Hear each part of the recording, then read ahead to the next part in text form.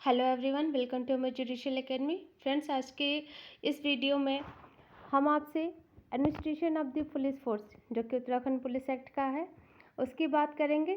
Chapter 3 of Uttarakhand police act में administration of the police force यानी कि पुलिस बल के प्रशासन के बारे में बताया गया है। और उससे पहले के चैप्टर 2 तक के वीडियो के हमने वीडियो प्रोवाइड कराए हैं आपको, जो कि अगर आप देखना चाहें फिर से तो आप हमारे चैनल पर जाके देख सकते हैं।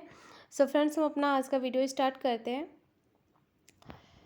सेक्शन 19 में superintendent over the police force के बारे में बताया गया है। और वीडियो स्टार्ट करने से पहले मैं आपको एक चीज़ बता दूं कि इस वीडियो में बहुत ही इंपॉर्टेंट पॉइंट्स आप लोगों को लर्न करने हैं, मतलब बिल्कुल माइंड में आप लोगों को उसको बैठा लेना है, क्योंकि ये जो चैप्टर 3 है इसमें के सेक्शंस नहीं बट आपको कंटेंट याद रखने हैं, जो मैं आपसे डिस्कस करती रहूँगी और जो इम्पोर्टेंट होगा उसे हाईलाइट भी कर दूँगी। तो स्टार्ट करते हैं। सेक्शन 19 में superintendent over the police force यानी पुलिस फोर्स पे किसकी सुपरिटेंडेंटी रहेगी, इसके बारे में बताया गया है। तो वो सुपरिटेंडेंटी किसकी रहेगी? स्टेट गवर्नमेंट की, राज्य सरकार की। और बस आप लोगों को यही याद रखना है, जैसे कि जितने भी कोर्ट्स होते हैं उन पे सुपरिटेंडेंटी किसकी रहती है? सुप्रीम कोर्ट की। सुप्रीम कोर्ट सबसे सुपीरियर कोर्ट माना जाता है। उसी तरीके से जो पुलिस बल रहेगा उस पर उसकी सुपरिटेंडेंटी किसकी रहेगी? हमारे स्टेट गवर्नमेंट की। आप लोगों को ये पॉइंट याद रखना है बस। नेक्स्ट है डायरेक्टर जनरल ऑफ पुलिस। आप लोगों को सेक्शन नहीं याद करना है। आपको अगर सेक्शन याद रखिए तो बहुत अच्छी बात है, बट नहीं याद होता है तो आप लोग सिर्फ पॉइंट से भी काम चला सकते हैं। Director general of police appoint किया जाता है सेक्शन 20 के अंतर्गत। अगर आपसे एक क्वेश्चन पूछा जाए कि डायरेक्टर जनरल ऑफ पुलिस का अपॉइंटमेंट किस सेक्शन के अंतर्गत किया जाता है, तो सेक्शन है सेक्शन 20। किस लिए किया जाता है? जैसा कि मान लीजिए सुपरिटेंडेंटी है स्टेट गवर्नमेंट की, बट वो इसको कंट्रोल, डायरेक्ट एंड सुपरवाइज करने के लिए एक ऑफिसर अपॉइंट करेगी, जिसे हम क्या बोलते हैं? Director general of police. तो for the overall control, direction and supervision of the police force, the state government shall appoint a director general of police. इसमें इसी सेक्शन में आप लोगों को एक चीज़ और याद रखनी है कि जो ये डायरेक्टर जनरल ऑफ पुलिस होगा, कितने टाइम पीरियड के लिए अपॉइंट किया जाएगा? तो ये मिनिमम 2 ईयर्स के लिए, सब्जेक्ट टू सुपर एनुरेशन, अपॉइंट किया जाएगा। तो टाइम पीरियड आप लोग ध्यान रखिएगा।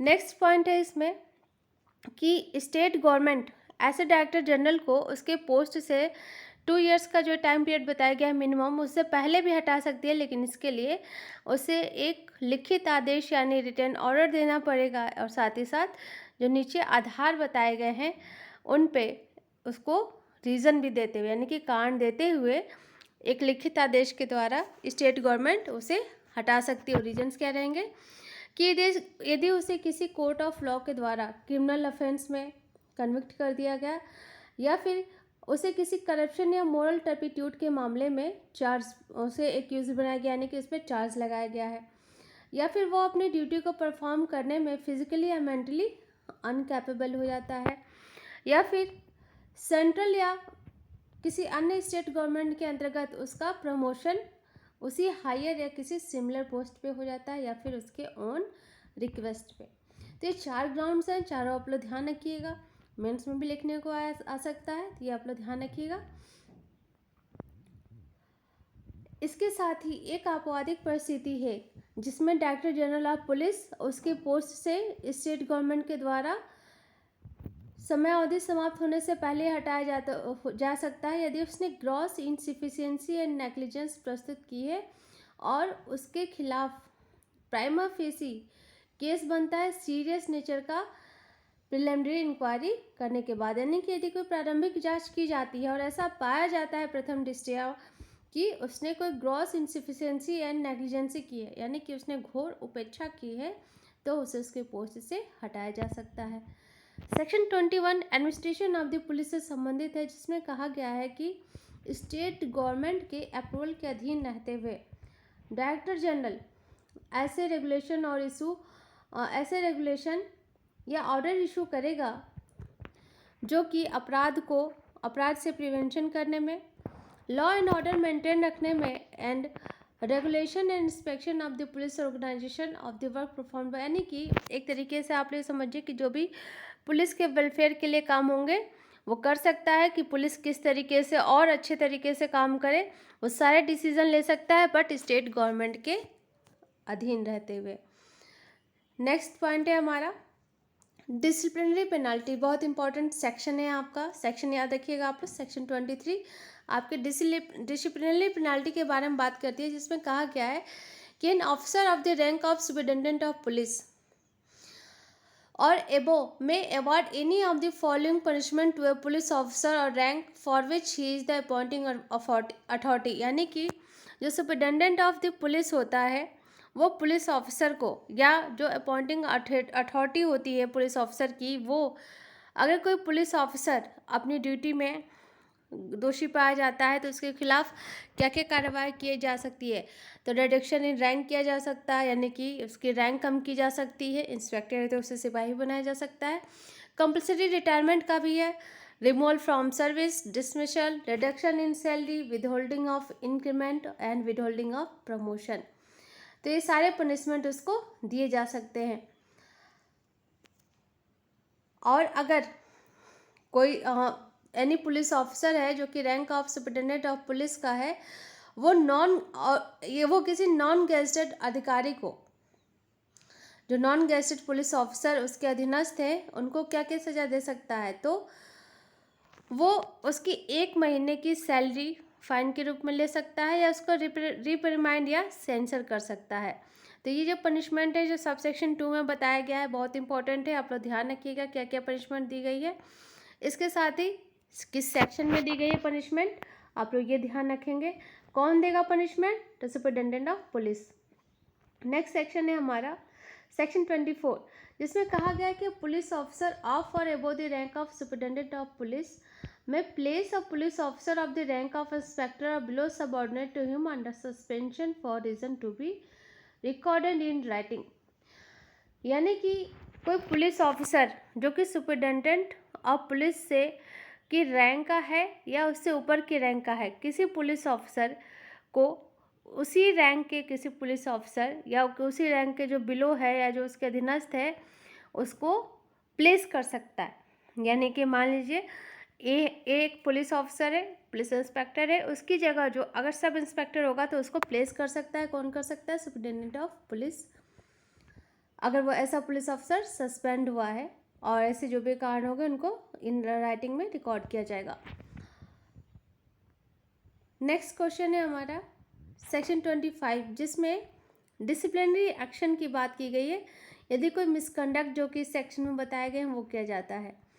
अगर आपसे क्वेश्चन पूछा जाए कि यदि कोई पुलिस ऑफिसर कोवार्डिस यानी कि कायरता प्रकट करता है, या अपनी ड्यूटी में नेग्लेक्ट करता है, या लॉफुल ऑर्डर का डिसोबीडियंट करता है, या unauthorise malingering of absence from duty रहता है, यानी कि अपनी ड्यूटी पे अब्सेंस रहता है, अपने अधिकारों का मिसयूज़ करता है, यानी कोई अदर कार्य जो कि वो अधिकारी होते हुए नहीं करना चाहिए उसे, तो इन सब के बारे में पनिशमेंट कहाँ पे दिया गया है? सेक्शन 25 में। सेक्शन 25 पनिशमेंट नहीं देता है, क्या कहता है कि एक्शन लिया जाएगा, यानी कि जो डिसिप्लिनरी एक्शन हुआ जाएगा वो लिया जाएगा।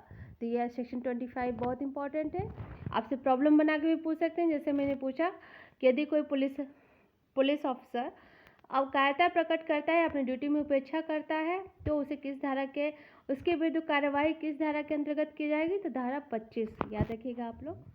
नेक्स्ट क्वेश्चन है appeal against order of punishment, कि यदि ऐसा कोई दंड दिया गया तो इसके विरुद्ध अपील कहाँ की जाएगी? तो अपील आपको हमेशा याद रखना है कि यदि जैसे कि मान लीजिए जब जूनियर कोर्ट करता है, जूनियर डिवीज़न के जज ने कोई निर्णय दिया तो उसके विरुद्ध हम अपील कहाँ करते हैं? सेशन कोर्ट में। तो उसी तरीके से इसमें भी होगा, यदि डीजीपी ने यानी कि डायरेक्टर जनरल ऑफ पुलिस ने ऑर्डर दिया गया है, डायरेक्टर जनरल ऑफ पुलिस के द्वारा कोई ऑर्डर दिया गया है, तो अपील किसको की जाएगी? स्टेट गवर्नमेंट को। ऐसे आप लोगों को याद रखना है। नेक्स्ट है, और या फिर धारा आप लोग जरूर याद रखिएगा, धारा बहुत इंपॉर्टेंट है यहाँ पे, कि appeal against order of punishment कहाँ पे किया जाएगा? सेक्शन 26 में। धारा ही आप लोगों के लिए इंपॉर्टेंट, धारा याद रखिएगा आप लोग। नेक्स्ट है administration of police in railway areas, railway क्षेत्रों में पुलिस प्रशासन। The state government may place an officer not below the rank of Deputy Inspector General of Police to assist the Director General of Police in the administration of the railway areas. तो राज्य सरकार section 27 आपके section धारा ये याद रखिएगा आप लोग, रेलवे एरियाज में पुलिस प्रशासन संबंधित है। राज्य सरकार किसी ऐसे व्यक्ति को ऐसे अधिकारी को जो कि deputy inspector general of police की रैंक से नहीं नीचे का नहीं होगा, उसे डायरेक्टर जनरल ऑफ पुलिस को असिस्ट करने के लिए यानी कि सहायता प्रदान करने के लिए कि वो administration in the railway areas में उसकी हेल्प कर सके अपॉइंट करेगा। और जो police the administration of a police district in a railway area shall vest in the superintendent of police. Second point बहुत इंपॉर्टेंट है, आप लोग याद रखिएगा कि जो पुलिस जिले का प्रशासन होता है रेलवे एरिया में किसमें वेस्टेज होता है, सुपरिटेंडेंट ऑफ पुलिस में। नेक्स्ट है टर्म ऑफ ऑफिस ऑफ की पुलिस फंक्शनरीज। की पुलिस का मतलब होता है स्पेशल पुलिस, जैसे किसी स्पेशल पर्पस के लिए हमने पुलिस अपॉइंट किया, जैसे अभी कोविड आया था, कोविड के लिए आप लोगों ने देखा होगा पुलिस फोर्स अलग से तैनात रहती थी, तो इसको हम क्या बोलते हैं, की पुलिस। तो ये जो की पुलिस होती है कितने साल के लिए अपॉइंट की जाती है, तो minimum term of 1 year, minimum term of 1 year के लिए ये अपॉइंट किया जाता है। लेकिन अगर इसे सुपरिटेंडेंट ऑफ पुलिस या कोई deputy inspector general of A range इसे इंक्रीज करना चाहे तो 2 साल तक कर सकते हैं। ये कुछ सेक्शंस थे। और इसके अलावा आप लोगों को ये भी याद रखना है, जो इसके सब सेक्शन 2 में बताया कि आपके आपराधिक मामलों में जो कि पुलिस का ऑफिसर होगा उसे उसकी पोस्ट से कॉम्पिटेंट अथॉरिटी के द्वारा रिमूव किया जा सकता है। किस मामलों में, यदि उसके खिलाफ कोई प्राइमा फेसी केस बनता है जो सीरियस नेचर का है, ग्रॉस इनएफिशिएंसी या नेग्लिजेंस यानी कि घोर असमर्थता या उपेक्षा का, लेकिन after doing the preliminary inquiry, प्रारंभिक जांच होने के बाद। सो फ्रेंड्स, ये था चैप्टर 3 उत्तराखंड पुलिस एक्ट का। और आपको वीडियो कैसा लगा आप हमें ज़रूर बताइएगा, और साथ ही चैनल को लाइक एंड सब्सक्राइब जरूर कीजिएगा और अपने दोस्तों को भी फॉरवर्ड कीजिएगा। Thank you friends for watching video.